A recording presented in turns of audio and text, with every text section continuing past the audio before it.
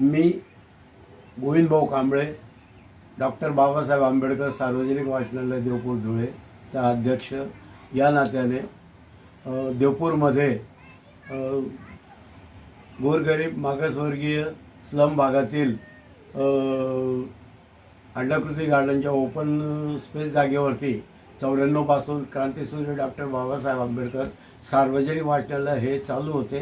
संस्था रजिस्टर आहे आणि संस्थेने 94 पासून त्या ठिकाणी सार्वजनिक मोफत वाचनालय सुरू केलेले होते. त्याचा सांभाळ आणि ते वाचनालय हे परिसरातील लोक चालवत होते.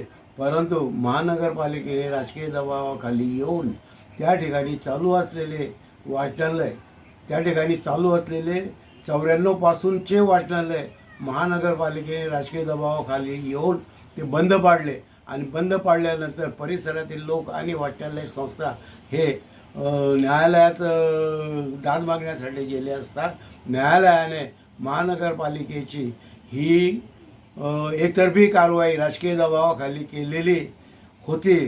तर हे सर्व कोर्टात निदर्शनास वकिलामार्फत कोर्टात निदर्शनास आणून दिलेले असून महानगरपालिकेच्या विरोधात मुख्य न्यायाधीश मॅडम माननीय माधुरी आनंद यांनी ग्रंथालयाच्या बाजूने निकाल दिला आणि महानगरपालिकेची राजकीय दबावाखाली एकतर्फी केलेली कार्यवाही रद्दबातल ठरवली.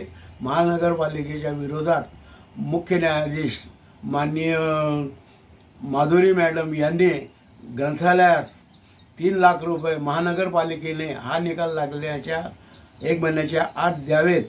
तसेच महानगरपालिकेने ग्रंथालयासाठी पर्यायी जागा द्यावी असा निकाल दिलेला आहे.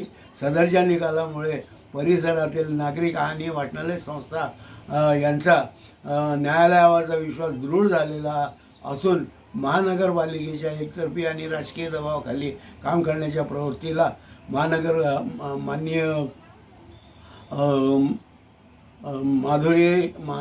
माननीय माधुरी मॅडम मुख्य न्यायाधीश यांनी जो निकाल दिला तो निकाल स्वीकारून महानगरपालिकेने त्वरित 1 महिन्याच्या आत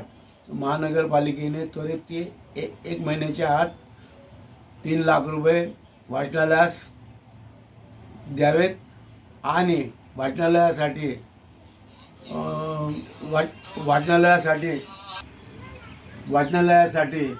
त्वरित पर्यायी जागा द्यावी. वाचनालय तूर्त भाड्याच्या जागेवर चालू असून वाचनालयास कोणत्याही प्रकारचे उत्पन्नाचे साधन नाही.